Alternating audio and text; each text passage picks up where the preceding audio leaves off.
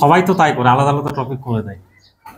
ঠিক আছে, ঠিক আছে, তাহলে এই হলো থাইরয়েড গ্ল্যান্ড। এবার থাইরয়েড কিছু বলছি না, আলাদা কিছু বলবো।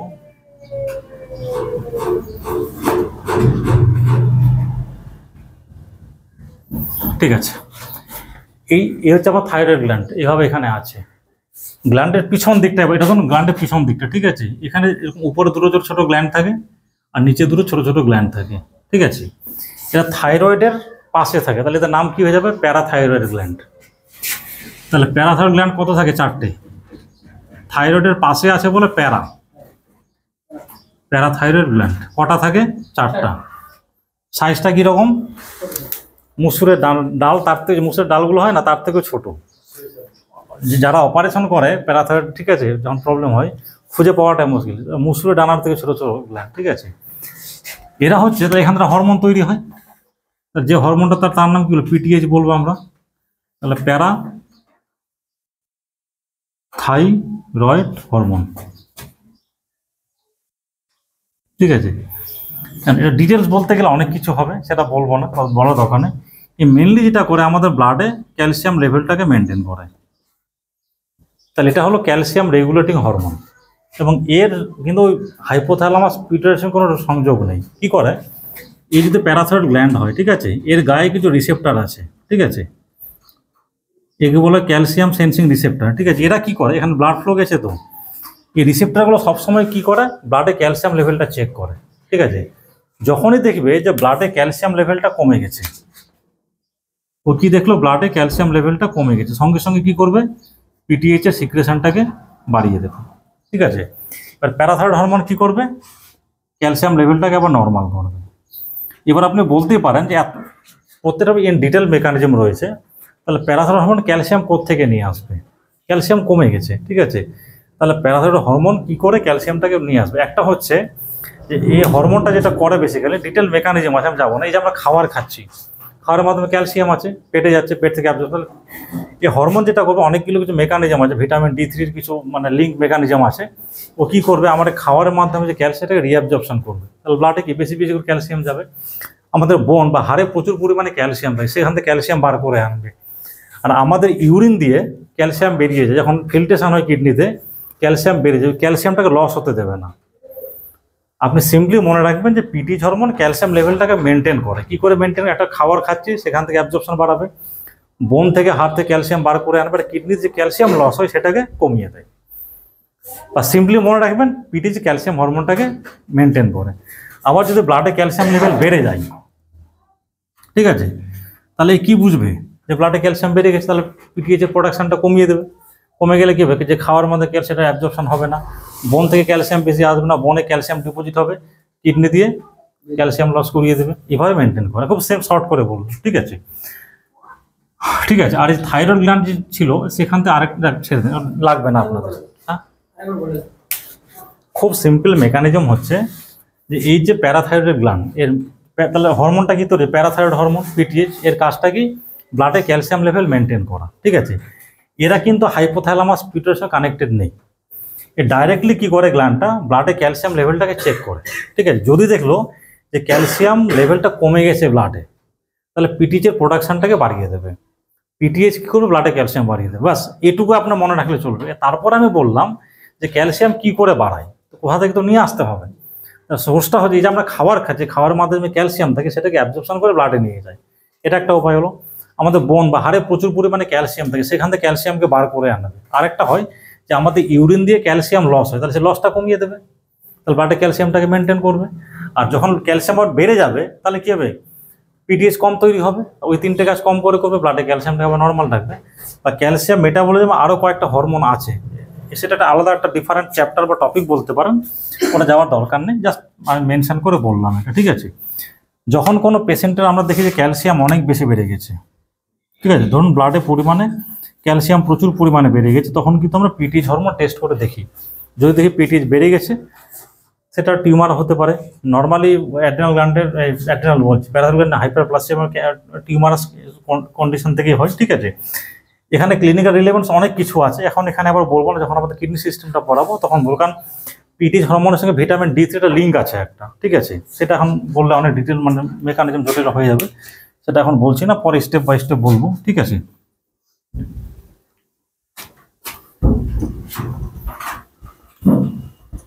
মোটামুটি এটা বেশি আপনি জানতে হবে। যে আর যেটা আপনি এরপর জানতে হবে ইনসুলিন, সে রিলেটেড পুরো ডায়াবেটিস, ঠিক আছে, সেটা একটা আলাদা, আজকে তো পুরোটা পড়া হবে না, এরপর সপ্তাহ থেকে তো রোজা শুরু হয়ে যাবে, ঠিক আছে। আমার দেখুন আমি আরও 2 ঘন্টা 2.5 ঘন্টা পড়াতে পারবো, ঠিক আছে, রোজার সময় খাওয়া দাওয়ার ব্যাপার নেই, ঠিক আছে, মানে আমার খাওয়া দাওয়ার ব্যাপার নেই, ঠিক আছে, আপনারা সহ্য করতে পারলে নিতে পারলে আমার বেশি পড়াতে পারবো, আমার কোনো সমস্যা নেই, ঠিক আছে। ঠিক আছে, কি হলো কালই নেই নাকি, ইনসুলিন হরমোন, ঠিক আছে।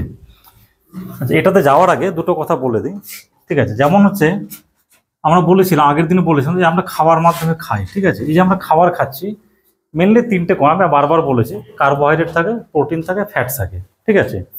কার্বোহাইড্রেট মানে গ্লুকোজ, মানে দেখুন যখন আমরা ভাত বা মানে মিষ্টি খাচ্ছি, ভাত খাচ্ছি বা রুটি খাচ্ছি, এগুলো সব হচ্ছে কার্বোহাইড্রেট, ঠিক আছে। যখন আমাদের পেটে যায় এগুলো ডাইজেশন হয়, মানে ওটাকে বাংলায় কি বলে, ডাইজেশনের বিপাক নাকি না বিপাকই বলে বোধ হয়, তাকে বাংলাটা মনে করতে পারছেন এখন। যখন ডাইজেশন হয় এই বড় বড় মলিকিউলগুলো ভেঙে ভেঙে ছোটো ছোটো মলিকিউলে পরিণত হয়, ঠিক আছে, গ্লুকোজে কনভার্ট হয়। আরও গ্লুকোজ আছে, গ্যালাক্টোজ আছে, আর একটা হচ্ছে ফ্রুক্টোজ আছে, ঠিক আছে, মানে সিম্পল গ্লুকোজে কনভার্ট হয়ে যায়। তারপরে সেগুলো যখন রিঅ্যাবজর্পশন লিভারে যায়, লিভারে যাওয়ার পরে সবগুলো আলটিমেটলি গ্লুকোজ মলিকিউলে পরিণত হয়। আপনি গম খাচ্ছেন, রুটি খাচ্ছেন, ময়দা যাই খাচ্ছেন, ভাত খাচ্ছেন, মিষ্টি খাচ্ছেন, পেটে গিয়ে সবগুলো ভাঙছে, আর লিভারে গিয়ে একটা কমন জিনিসে কনভার্ট হয়, সেটা হলো গ্লুকোজ। মানে আপনি যত রকম কার্বোহাইড্রেট খাবার খাচ্ছেন, ঠিক আছে, ভুট্টা থেকে শুরু করে, চাল থেকে শুরু করে, রুটি থেকে শুরু করে, পেটে ভাঙছে, ডাইজেশন হচ্ছে, বিপাক হচ্ছে, লিভারে সব পৌঁছাচ্ছে, গিয়ে আলটিমেটলি সবগুলো কমন একটা জিনিসে কনভার্ট হয়, সেটা হলো গ্লুকোজ। একদম এটাতে কনভার্ট হয়ে গেল, ঠিক আছে। এবার কি হয়, এই গ্লুকোজ লিভারে, ধরুন এই একটা গ্লুকোজ মলিকিউল, ঠিক আছে, এরকম পরপর অনেকগুলো গ্লুকোজ মলিকিউল, এক একটা গ্লুকোজ মলিকিউল, ঠিক আছে, মানে হিউজ একটা বিশাল মলিকিউল তৈরি হয়, তার নাম হচ্ছে গ্লাইকোজেন। তাহলে এই যে আমরা বলছি আমাদের বডিতে গ্লুকোজ স্টোর থাকে, সেটা কোন ফর্মে থাকে, গ্লাইকোজেন ফর্মে থাকে। তো গ্লাইকোজেন কিছু না পলিমার অফ গ্লুকোজ, মানে অনেকগুলো গ্লুকোজ মলিকিউল, ঠিক আছে। এটা পুরো স্টেপ আছে, মানে কী করে তৈরি হয়, কী করে ভাঙে, তার ডিটেলস ব্যাপার আছে, ওগুলো আপনাদের জানতে হবে না, আপনাদের লাগবেও না, ঠিক আছে। তাহলে আমাদের বডিতে গ্লুকোজ কী হিসেবে জমা থাকে, গ্লাইকোজেন, লিভারে থাকে, স্কেলিটাল মাসেলে থাকে, ঠিক আছে। তাহলে যখন গ্লুকোজ থেকে গ্লাইকোজেন তৈরি হচ্ছে, সেটাকে আমরা কি বলবো, গ্লাইকোজেনেসিস। গ্লাইকোজেনেসিস মানে গ্লাইকোজেনের জেনেসিস বা প্রোডাকশন। তাহলে গ্লুকোজ থেকে গ্লাইকোজেন হচ্ছে, তার প্রসেসটার নাম হবে গ্লাইকোজেনেসিস। জেনেসিস মানে তৈরি হওয়া। আবার যখন গ্লাইকোজেন ভেঙে গ্লুকোজ তৈরি হয়, সেটাকে আমরা কি বলবো, গ্লাইকোজেনোলাইসিস, মানে গ্লাইকোজেনটা লাইসিস হচ্ছে।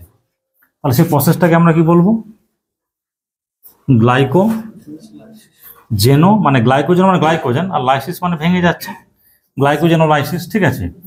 আবার যখন প্রোটিন এবং ফ্যাট ভেঙে গ্লুকোজ তৈরি হয়, সেটাকে আমরা কি বলেছি, গ্লুকোনিওজেনেসিস বা নিওগ্লুকোজেনেসিস, ঠিক আছে। তাহলে একটা হচ্ছিল আমার নিওগ্লুকোজেনেসিস বা গ্লুকোনিওজেনেসিস, দুটো একই কথা, গ্লুকোনিওজেনেসিস।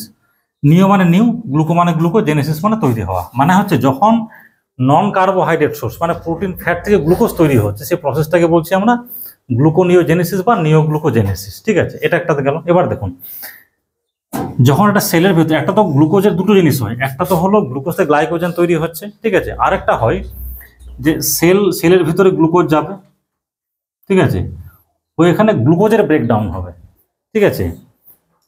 একটা তো হচ্ছে একটা গ্লুকোজের একটা পার্ট গ্লাইকোজেনে কনভার্ট হলো, আমাদের বডিতে স্টোর থাকছে ফর ফিউচার ইউজ, ঠিক আছে, আর বাকি গ্লুকোজ বা সেলের ভেতরে যাবে, ঠিক আছে। গ্লাইকোলাইসিস,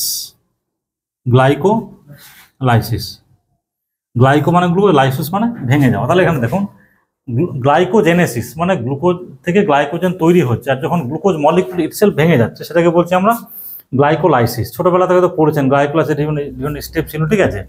বেশিরভাগ গ্লুকোজে কি থাকে, কার্বন থাকে, হাইড্রোজেন থাকে, অক্সিজেন থাকে, ঠিক আছে। যখন এই গ্লুকোজ মলিকিউল কমপ্লিটলি ভেঙে যায়, ঠিক আছে, কি কার্বন ডাইঅক্সাইড তৈরি হয়। এই যে আমরা বলি না যে আমাদের সেলে বিপাক হলে মেটাবলিজম হলে কার্বন সেটা কোত্থেকে আসছে, সেটা আরও মানে প্রোটিন ফ্যাট থেকেও হয়, ঠিক আছে। তো গ্লুকোজ যখন ভেঙে যায় পুরোপুরি এটিপি তৈরি হয়, ঠিক আছে। এটিপি যেটা এনার্জি পাই যেখান থেকে আমরা, আর হচ্ছে কার্বন ডাইঅক্সাইড তৈরি, কিছু ওয়াটারও তৈরি হয়, ঠিক আছে। তাহলে যখন গ্লুকোজ ভেঙে যাচ্ছে তাকে বলছি আমরা গ্লাইকোলাইসিস। গ্লুকোজ থেকে গ্লাইকোজেন তৈরি, তাহলে কি বলছি আমরা গ্লুকোজেনেসিস। গ্লাইকোজেন থেকে গ্লুকোজ তৈরি হচ্ছে আমরা কি বলছি গ্লাইকোজেনোলাইসিস। আর যখন প্রোটিন বা ফ্যাট থেকে গ্লুকোজ তৈরি হচ্ছে সেটাকে বলছি আমরা নিওগ্লুকোজেনেসিস। এটা এই জন্য বললাম যখন আমি ইনসুলিন করব এই টার্মগুলো বারবার ঘুরিয়ে ফিরিয়ে আসবে, ঠিক আছে। এবার দেখুন আজকে তো টাইম বেশি নাই এমনি, ঠিক আছে। আর ইনসুলিনের যদি অভাব হয়, ইনসুলিন কোথা থেকে তৈরি হয়, আচ্ছা বেসিকটা বলে ছেড়ে দেবো, এরপর দিন সে টপিকটা পুরো ডায়াবেটিসটাও পুরো ওর মধ্যেই চলে আসবে, ঠিক আছে। এবার ইনসুলিন কোথা থেকে তৈরি হয়, আমাদের পেটে তো একটা অর্গান আছে, সেটা কি বলি আমরা প্যানক্রিয়াস, বাংলায় কি বলি আমরা অগ্নাশয়, প্যানক্রিয়াস, হ্যাঁ ঠিক আছে। এই প্যানক্রিয়াসের অনেক রকম কাজ আছে, তার মধ্যে কিছু কিছু সেল থাকে, ঠিক আছে, মানে গ্রুপ অফ সেল। সেল মানে গ্রুপ অফ সেল, যেটাকে বলি আমরা ছোটবেলা থেকে পড়েছেন islets of Langerhans. Islets of islands মানে কি ওই দ্বীপপুঞ্জ, মানে actually group of cell. Islets কোথাও মানে হলো গ্রুপ অফ সেল।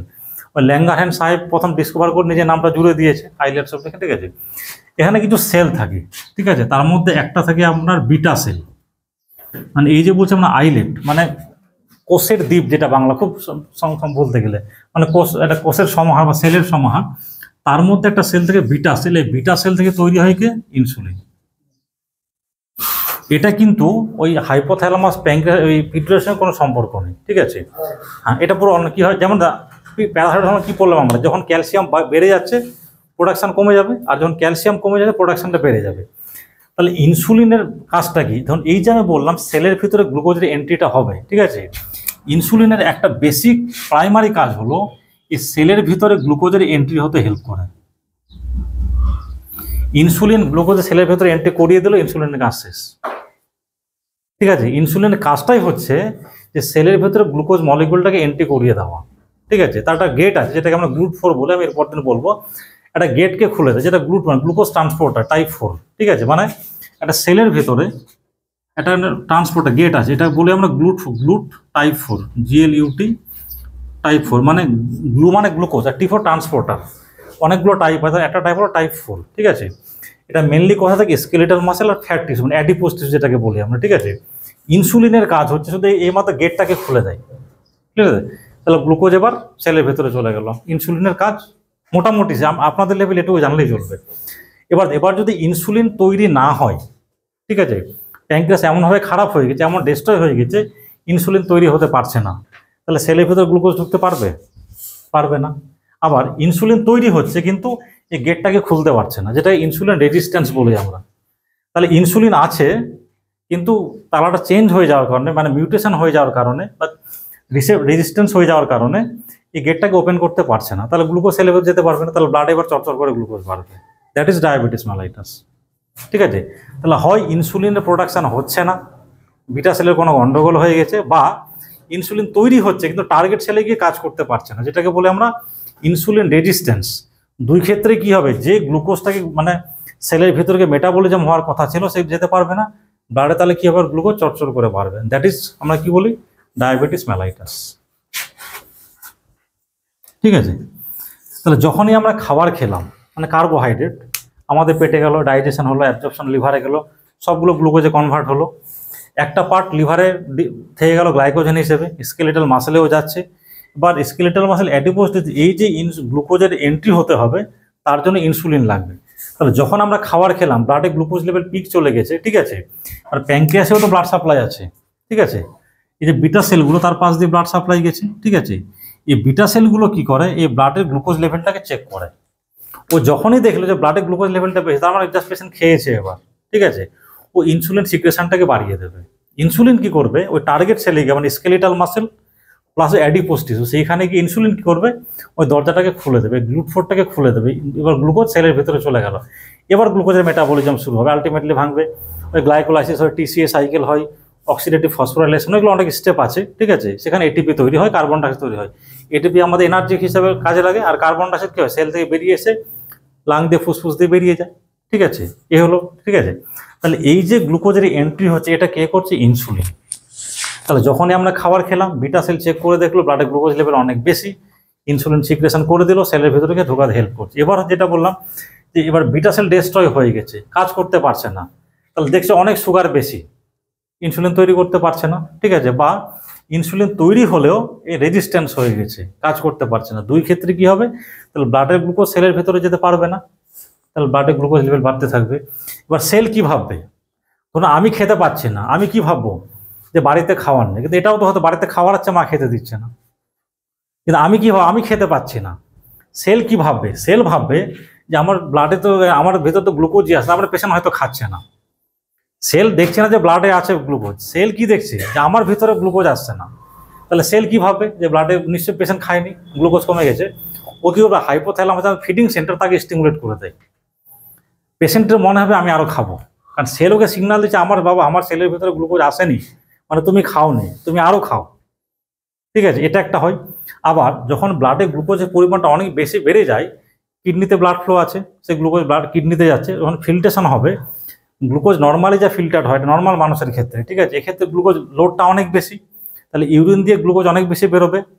অনেকটা নর্মালি কি হয় যে যখন আমরা মানে কিডনিতে হয় গ্লুকোজ ফিল্টার হলো, এই প্রক্সিমাল টিউবে 100% গ্লুকোজ রিঅ্যাবজর্পশন হয়ে যায়। মানে ধরুন আমার ডায়াবেটিস নেই, আমি খেলাম, আমার ব্লাড নর্মাল গ্লুকোজ লেভেল আছে, কিডনিতে ফিল্টার হচ্ছে, যতটা গ্লুকোজ ফিল্টার হয় পুরোটাই রিঅ্যাবজর্পশন হয়ে যায়। মানে ইউরিনে আপনি এক ফোঁটাও গ্লুকোজ পাবেন না আমার নর্মাল কন্ডিশনে, ঠিক আছে। কারণটা কি? যতটা ফিল্টার হচ্ছে নেফ্রন ছাড়া আবার রিঅ্যাবজর্পশন ব্লাডে পাঠিয়ে দিচ্ছে। তো ডায়াবেটিস পেশেন্টের ক্ষেত্রে কিছু গ্লুকোজ লেভেল তো অনেক হাই, ফিল্ট্রেশন লোডটা অনেক বেশি হবে, তাহলে পুরোটা রিঅ্যাবজর্ব করতে পারবে না, বাকি ইউরিন দিয়ে বেরিয়ে যাবে। তো ইউরিনে আমি কি দেখবো? গ্লুকোজ। আবার গ্লুকোজ যখন বেরোবে, ঠিক আছে, ও একা বাড়বে না, বেশি বেশি জল নিয়ে বেরোবে। সেই জন্য এসব পেশেন্ট এবার তাহলে কি হচ্ছে যে বডি থেকে গ্লুকোজ বেরিয়ে যাচ্ছে, জল বেরিয়ে যাচ্ছে, মানে এক্সেস জল, পেশেন্ট বারবার পেচ্ছাপ করবে, সেটাকে আমরা পলিউরিয়া, ঠিক আছে। এবার সেলটাকে সিগন্যাল দিচ্ছে তোমার শরীরে গ্লুকোজ কমে, তুমি খাও, আরও বেশি করে খাচ্ছে, ঠিক আছে। কিন্তু ও যে খাচ্ছে গ্লুকোজ, সেলের ভেতরে তো যেতে পারছে না, ইউরিন দিয়ে অনেকটাই বেরিয়ে যাচ্ছে, ঠিক আছে। তাহলে সেক্ষেত্রে রোগা হয়েছে, কেউ কেউ মোটাও হয়েছে, সেটা পরে আমি বলবো কোথায় রোগা হবে, কোথায় মোটা হবে। তাহলে এমনি ডায়াবেটিস সিমটম যেতে হবে, পেশেন্ট খুব খাবে, খাওয়ার ইচ্ছা প্রচুর বেড়ে গেছে, কারণ সেলকে সিগন্যাল দিচ্ছে তোমার শরীরে, আমার সেলে কিন্তু গ্লুকোজ নেই, তুমি আরও বেশি করে খাও, ঠিক আছে। যখন গ্লুকোজ ইউরিন দিয়ে লসে নাকি জলও বেশি বেরিয়ে যাচ্ছে, ঘন ঘন পেচ্ছাপ হচ্ছে, আর যখনই ঘন ঘন পেচ্ছাপ হয় শরীরে জল কমবে, থার্ড সেন্টার তুমি বেশি করে জল খাও, তাহলে পেশেন্ট জল বেশি খাবে, খাওয়ার বেশি খাবে, ঘন ঘন পেচ্ছাপ হবে, ঠিক আছে। এই তিনটি জিনিসকে বলি আমরা পলিইউরিয়া।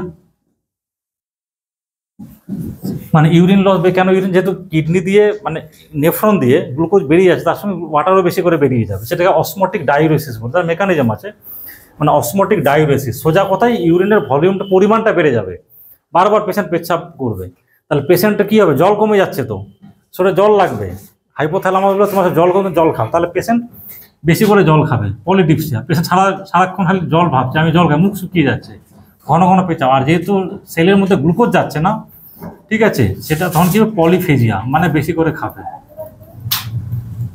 এবার দেখুন, ডায়াবেটিক পেশেন্টের 90% ক্ষেত্রে কোনো সিমটম থাকে না, একদম কোনো সিমটম থাকে না। আপনি টেস্ট করলেন, দেখলেন সুগার বেড়ে গেছে।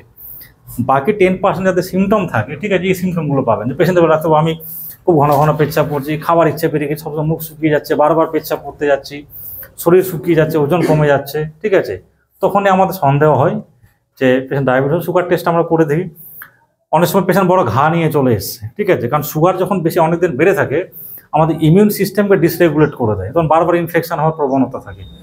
পেশেন্ট তো কোনো কিছুই হয়নি, হঠাৎ করে পায়েটা বড় ঘা হয়ে গেছে, পাটার পচতে শুরু করলো, আর গ্যাংগ্রেন হয়ে গেছে, ঠিক আছে, তখন সুগার টেস্ট করে দেখা গেলো প্রচুর সুগার। পরে পেশেন্ট বিশাল বড় ঘা নিয়ে চলে এসছে, তা আগে সুগার ছিল না, সে বুঝতেও পারেনি, বড় ঘা দেখে সন্দেহ হলো, সুগার টেস্ট করলাম, তাহলে সুগার বেড়ে যাচ্ছে, ঠিক আছে। তাহলে এই যে পেশেন্টের পলিইউরিয়া, বারবার পেচ্ছাপ করছে, পলিডিপসিয়া মানে বারবার জল খাচ্ছে, আর পলিফেজিয়া, খাওয়ার ইচ্ছাটা বেড়ে গেছে, এগুলো ক্লাসিক্যালি থাকে, সবার ক্ষেত্রে না, যে বললাম বেশিরভাগ ক্ষেত্রে অ্যাসিমটোমেটিক, ঠিক আছে, আর কিছু কিছু কমপ্লিকেশন নিয়ে আসবে, ঠিক আছে। খুব নাটসেল করে বললাম, এরপর ডিটেলসে বলবো, ঠিক আছে, কোনটা টাইপ 1 কোনটা টাইপ 2। হ্যাঁ, শুধু হ্যাঁ স্যার বললাম যে সুগার কি প্রত্যেকটা মানুষের থাকে, মানে অবশ্যই থাকতেই হবে। আপনাকে একটা ইনসুলিন ইনজেকশন আপনি এখনই মরে, আপনার শরীরে ব্লাড গ্লুকোজ যেন এখন 0 করে দিই, আপনি 5 মিনিটও বাঁচবেন না। আগেরও কি বলেছিলাম যে ব্রেনের মেটাবলিক ফুয়েল কি, গ্লুকোজ আর অক্সিজেন, ওর কন্টিনিউয়াস সাপ্লাই দরকার। আমি এক বোতল ইনসুলিন ইনজেকশন দিয়ে দেবো, আপনি 5 মিনিটে মারা যাবেন। গ্লুকোজ থাকতেই হবে, একটা মানুষ বাঁচবেই না। ঠিক আছে, হ্যাঁ বেশি হলেও সমস্যা, কম হলেও সমস্যা, নর্মাল মেনটেন। ঠিক আছে, নর্মালি আমরা খালি পেটে আমাদের সুগারটা আমরা ওই 70 থেকে 110 ধরি। ঠিক আছে, আর খাওয়ার পরটা ধরুন 110 থেকে 140, এটা নর্মাল ধরি আমরা। ঠিক আছে, এই নর্মাল লেভেল মেনটেন করতেই হবে, তাহলে আপনি বাঁচবেন না। সুগার তো অবশ্যই আছে, নর্মাল থাকতেই হবে, তাহলে পেশেন্ট মানুষ তো বাঁচবেই না। যারা সুগারের ওষুধ খায় তাদের তো মাঝে মাঝে সুগার কমে যায়, হাইপোগ্লাইসেমিয়া হয়ে যায়, তাহলে অজ্ঞান হয়ে যায়। ঠিক আছে, ওটা বলবো পরে। ঠিক আছে, যখন ইনসুলিনের প্রোডাকশানটা কমে যায় তখনও সুগার হবে। ঠিক আছে, সেটাকে বলি আমরা টাইপ 1 ডায়াবেটিস মেলাইটাস। মানে যখন বিটা সেল থেকে ইনসুলিনটাই তৈরি হচ্ছে না বা কম তৈরি হচ্ছে, সেটাকে বলে আমরা টাইপ 1। আর যখন রিসেপ্টর রেজিস্ট্যান্স হয়, মানে যখন ইনসুলিন আছে কিন্তু কাজ করতে পারছে না, সেটাকে বলে আমরা টাইপ 2 ডায়াবেটিস মেলাইটাস। ঠিক আছে, বোঝা গেল? আজকে এখানে শেষ করি, নেক্সট দিন এসে পুরো ডিটেলস বলবো। আচ্ছা, ওভারভিউ দিয়ে রাখলাম, এরপর দিন ডিটেলসটা বলবো। ঠিক আছে।